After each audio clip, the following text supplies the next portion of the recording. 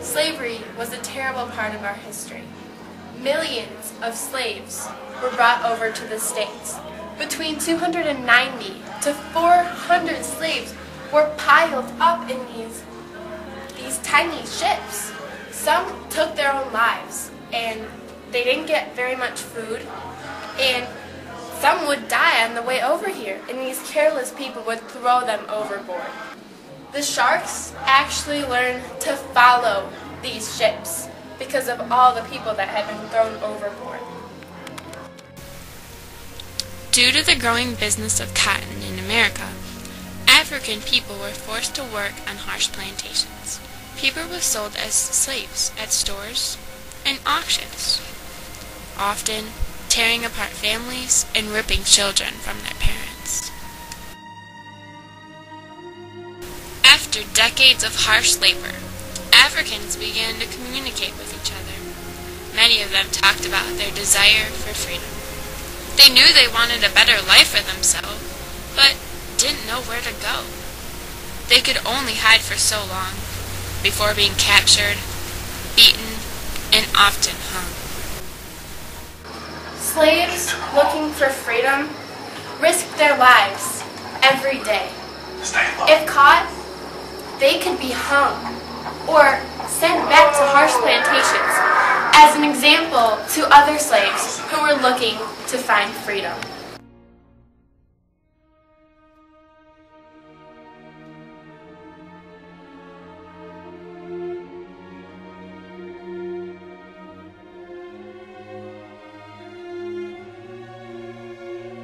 Many store owners were abolitionists.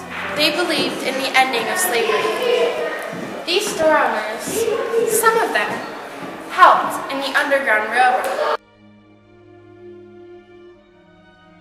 Because of the Fugitive Slave Act, passed in 1850, slave owners had a right to their slaves. They owned them. Bounty hunters, called slave catchers, would go out and find these runaway slaves and return them to their owners. Harriet Tubman was an amazing, heroic figure in our history. She, born into slavery around 1820, eventually found her freedom.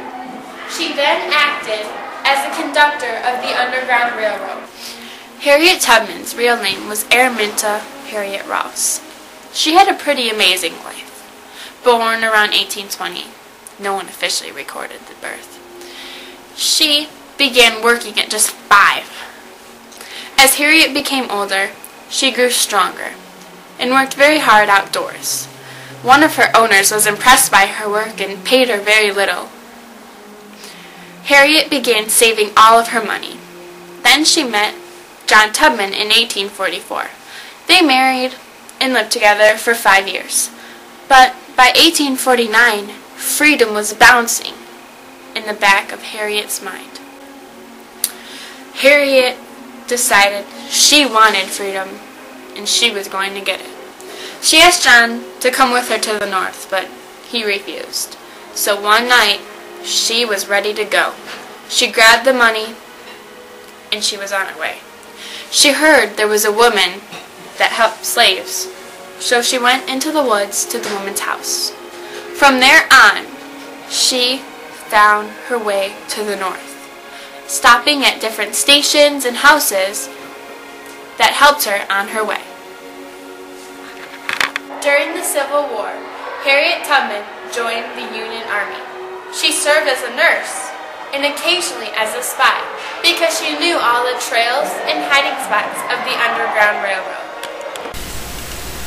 Harriet was working with the Union Army. In South Carolina, she helped free more than 750 slaves. Later in life, she married Nelson Davis, and she spoke in support of women's rights. Harriet Tubman worked in her later years to help establish women's suffrage and their right to vote. She then established the Harriet Tubman Home for elderly and poor African Americans. The United States Postal Service issued a postage stamp bearing her portrait in 1978. She died on March 10th, 1950.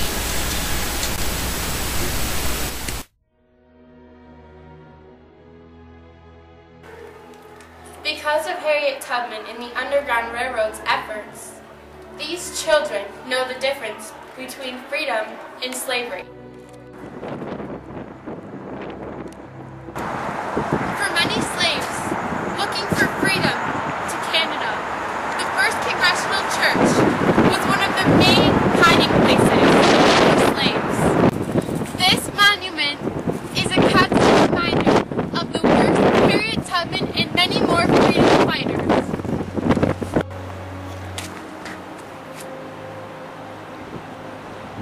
Traveling hundreds of miles.